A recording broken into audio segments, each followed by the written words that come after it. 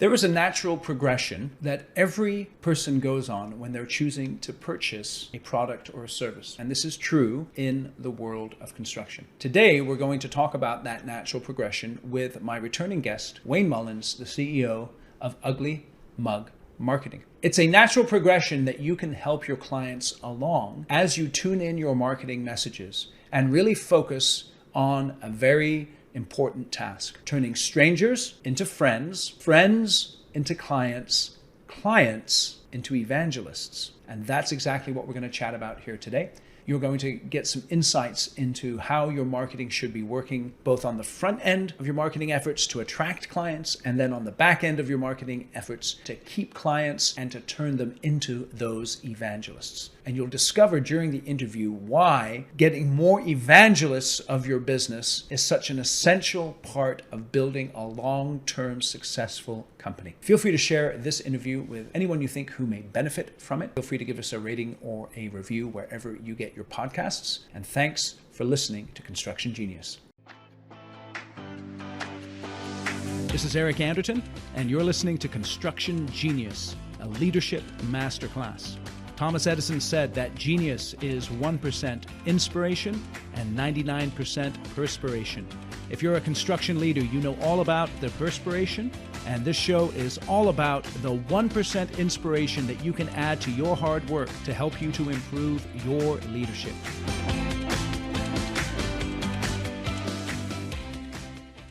Wayne, welcome back again to Construction Genius. Thank you so much, Eric. Looking forward to our conversation today. I consider you a great resource for practical marketing advice. And I know that my clients and my listeners often spend a lot of money on marketing, a lot of energy. They want to be able to attract the right clients and keep them to their company. But let me ask you this. In your experience, why doesn't marketing work? That is the million-dollar question when it comes to marketing. Is there's that old adage or old saying, half my marketing doesn't work. I just don't know which half it is.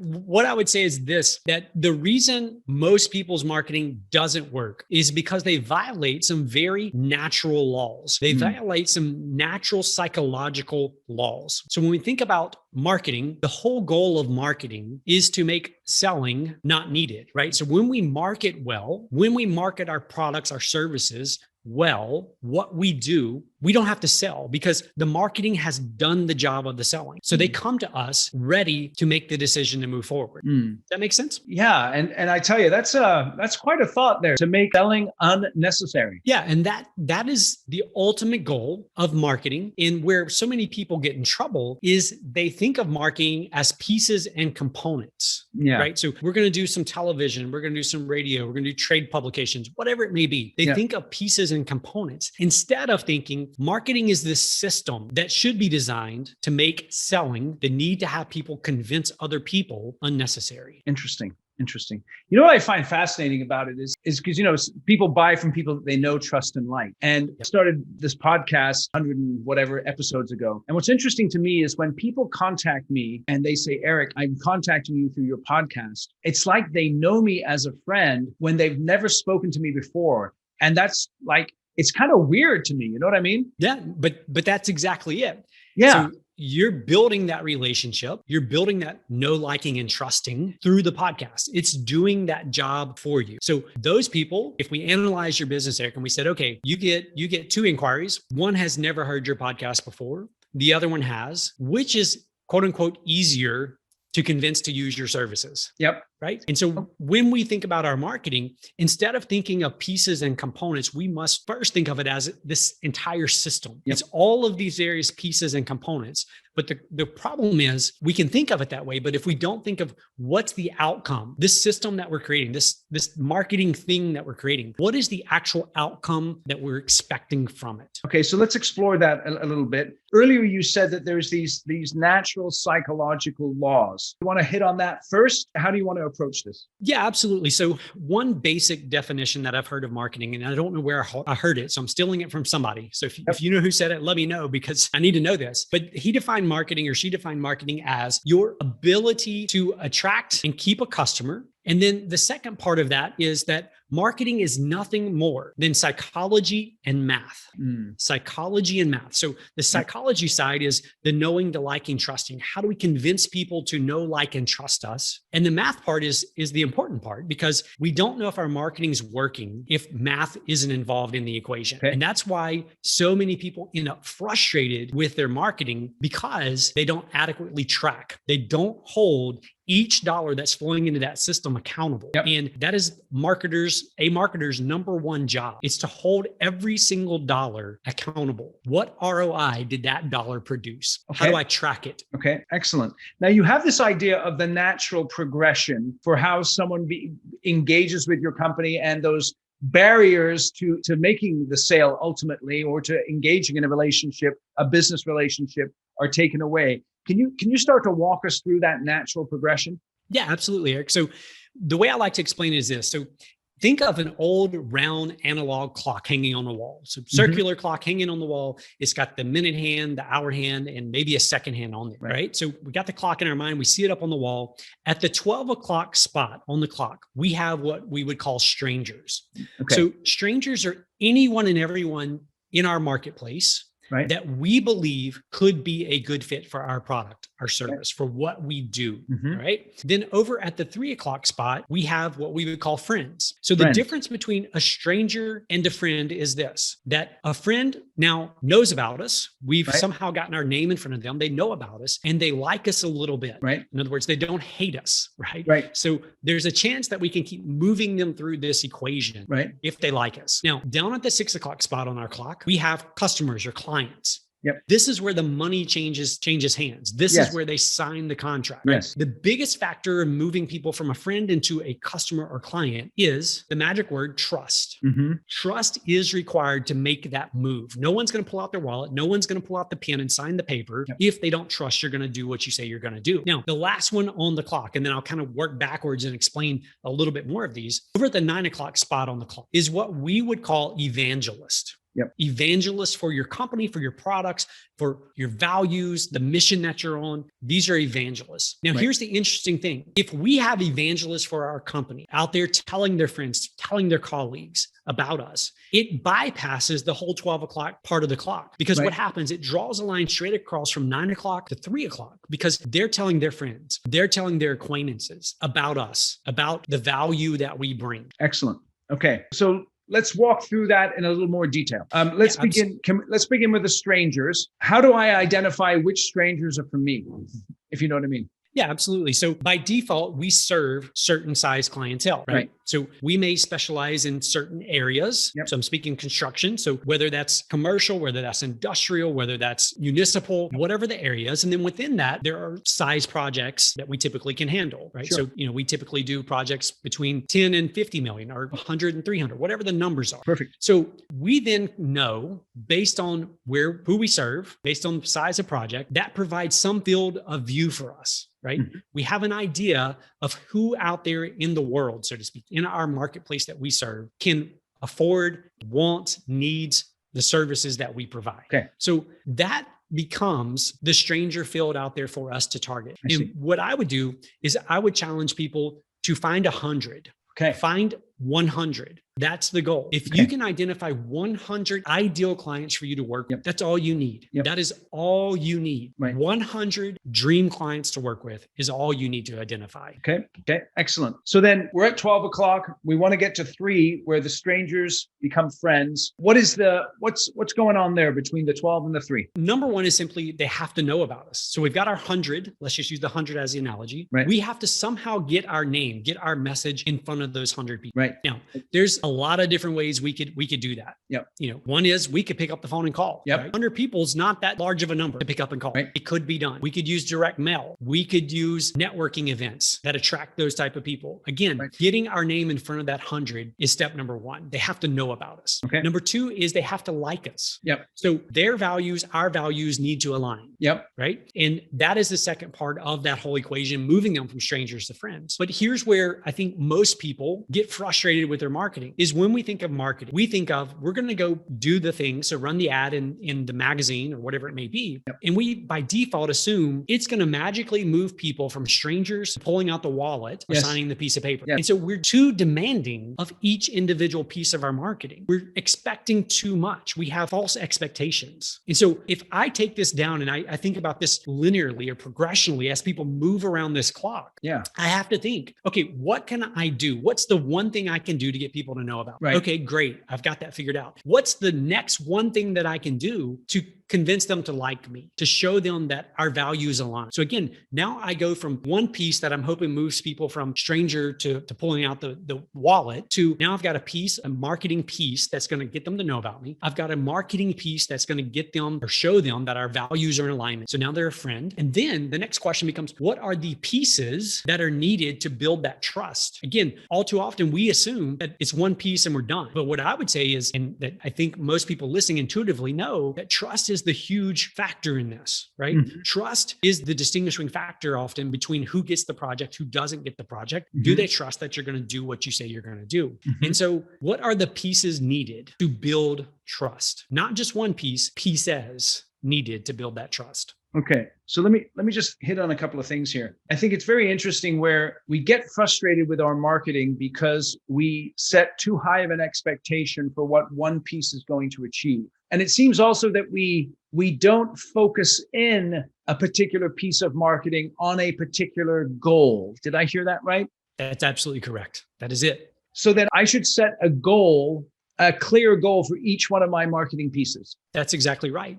And you see this framework, this natural progression framework, it's the natural way people make buying decisions. It's not like we went out and just created this magical thing. All we did was we stepped back and we said, okay, what are the core components of, every single person when they make a buying decision? They have to know about it. They have to like the product, the service, the people, and they have to trust that it's going to do what they say it's going to do. Right. And so when we step back and we look at it in that perspective, we now can say, okay, what are the pieces that we can assign to each of those components to move people down around the natural progression? Okay. So how many pieces of marketing do you think I need to come up with here? Like that may be a tough question for you to answer. What I would say is this, Eric, you can have one piece that does a couple of components, right? Okay. So we could have a piece that we put in a trade publication with the intent of getting people to know about us, to like us somehow, and to trust us, right? Okay, so let's stop there. Let's say I'm doing that in a trade publication. What type of a piece might I think of putting into a trade publication to get someone to know me and to trust me? So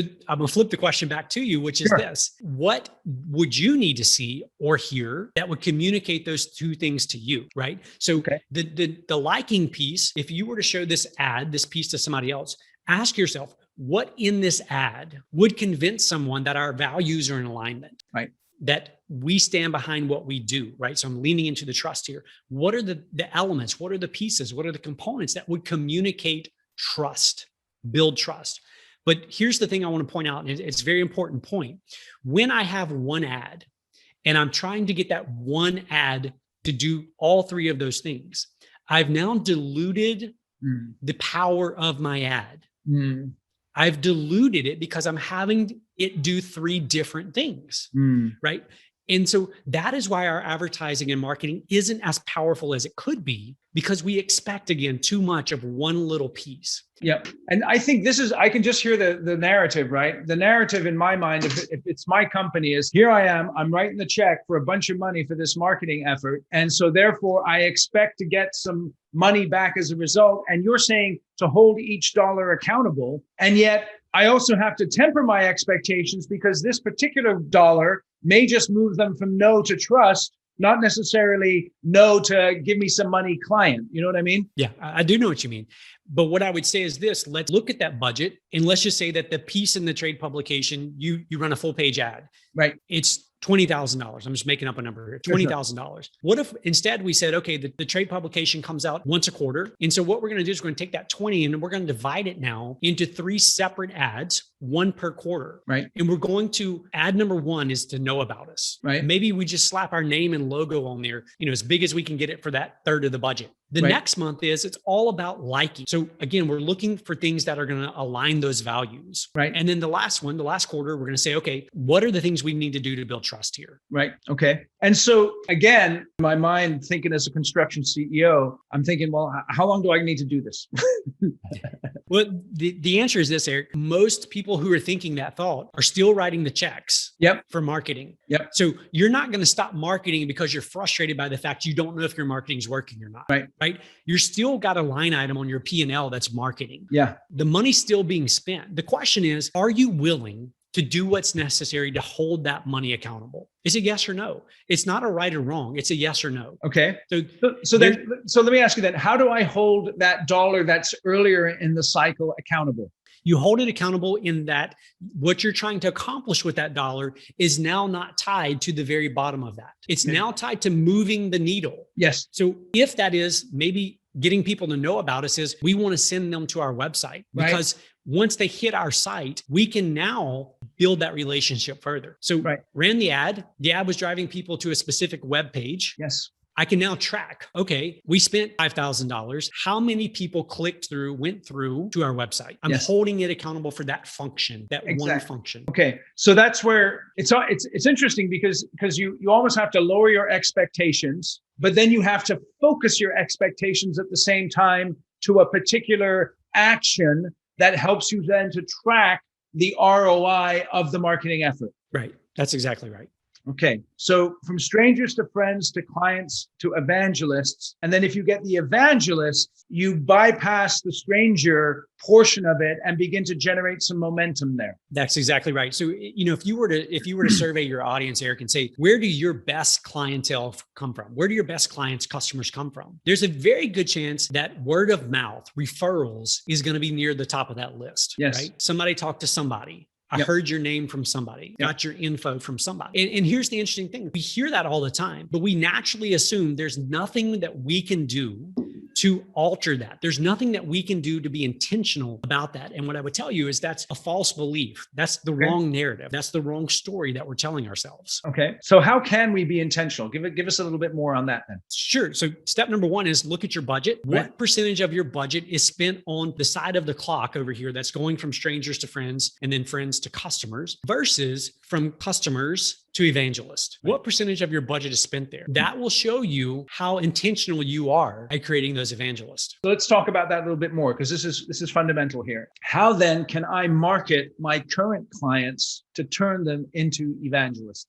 So there's 2 or 3 steps here that you need to think through. Step number one is, what do they reasonably have the right to expect in this interaction, right? So they're customers now, they're clients now. What do they reasonably have the right to expect? So in other words, a reasonable person would expect X, Y, and Z out of this project. Yep. What are those things? And until you write those things down, you don't know. You're just flying by the seat of your pants. What we recommend people do is you take out a sheet of paper and down the middle of the sheet of paper, down the center of the sheet of paper, you write down what they should reasonably expect. In other words, we expect there to be variance in the time frame of this project of X. Yeah. We expect the cost variance to be X. Yes. Then what we recommend people do is you come back on the left side of that and you lower that expectation. What would a lower expectation look like in each of these categories? Are you talking about a measurement or an experience, subjectively or objectively or both? It could be both. It could be either or, depending on the question you're looking at, the expectation you're looking at. Okay. And then on the right side, what you want to write down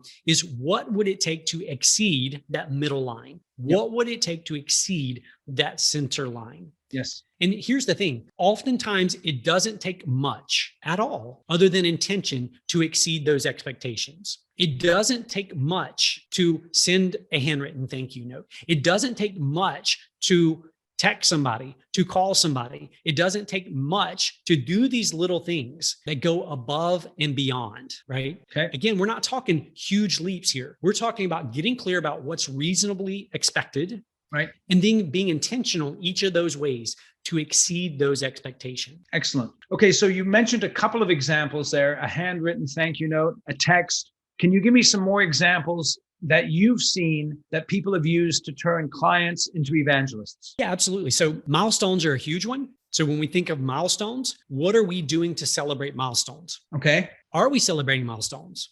So every project's going to have milestones. What are we doing to celebrate those? Yep. Again, we live in what I would call an experiential economy. Right. So people love experiences. So Right. why not make it? And I know we're dealing, in the construction industry. Sure. And so, we often think that experiences don't work the same way there, but they do. So we need to think through what are some things that we can do to celebrate those milestones. Okay. So go ahead, please go ahead. Yeah, I was just going to say, so when the project gets to a certain phase, completes a certain phase, celebrate it. Buy the client pizza, buy the, whatever it may be, celebrate it. Right. We're as excited as you are that we've reached this phase. Yeah. Okay. So it's very interesting though, because we don't often think of these activities as marketing, but you're saying that this is marketing. This is marketing because we have the fundamental belief that marketing is your ability to both attract and to keep clients. And Excellent. When you're intentional on the keeping side, you will create evangelists. I see. And when you create evangelists, you almost make this whole side of attracting where you don't have to do anything. You don't have to touch it because your evangelists are doing that work for you. So why, when you write down in the middle of the paper what they should reasonably expect, why do you do the lower the expectations exercise? I'm just curious. Yeah, great question. Because the reality is that we as owners, as CEOs, often believe that we are already exceeding expectations.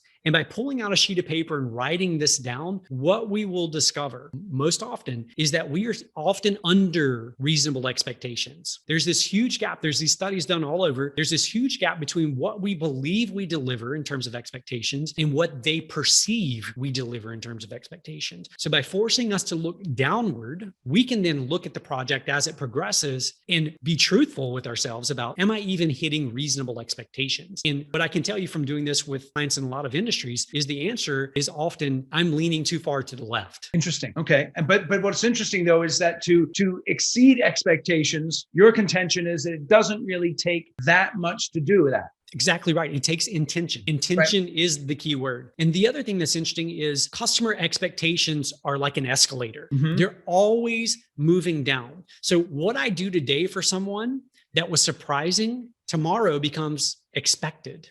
Right. And so client expectations are always this escalator moving down. And so it's our job to constantly be looking for new ways to exceed, to surprise, to, bring those experiences to those clients. That sounds challenging.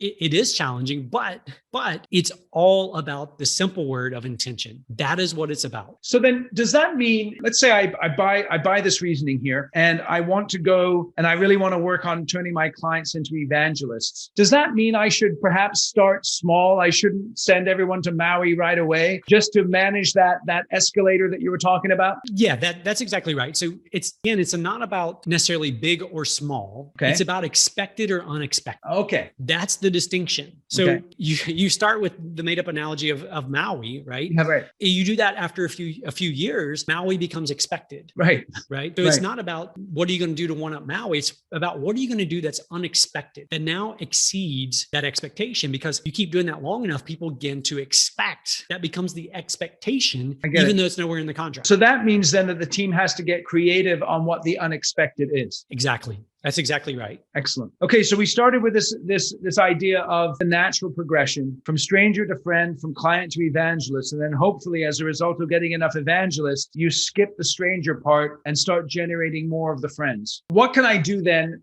to immediately get into action to take this concept and to get some traction moving forward? What I would say is take a sheet of paper, draw a clock on it, right? Draw a circle at the top, write strangers, write friends over 3 o'clock, write customers, and then write evangelists. And then what I would ask you to do is go back in there and list out in each of those areas, each of those gaps between those words, what specifically are you currently doing in each of those gaps?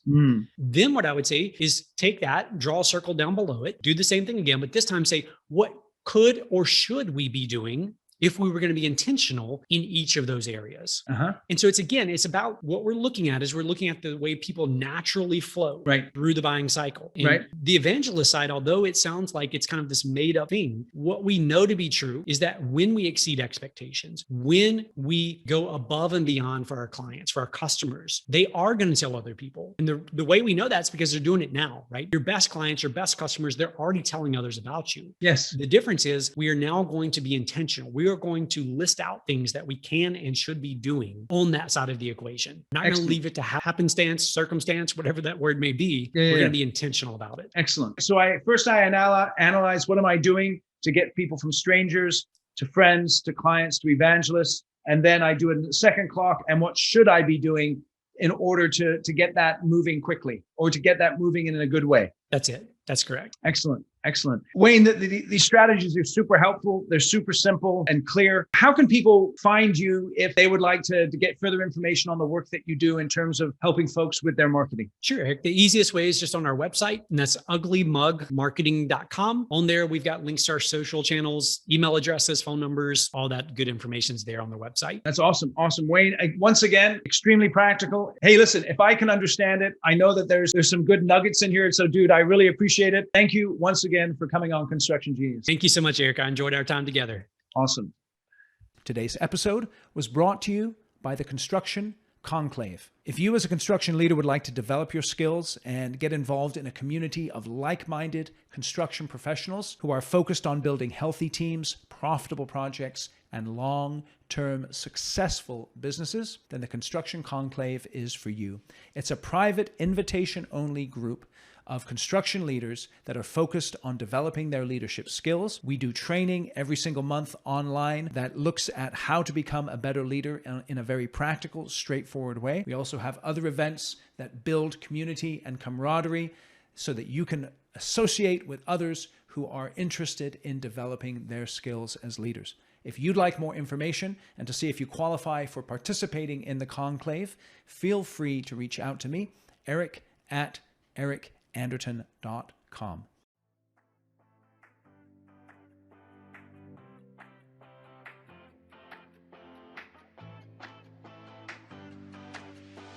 Thank you for listening to this episode of Construction Genius. Hope you found that 1% of inspiration to help you in the next few days.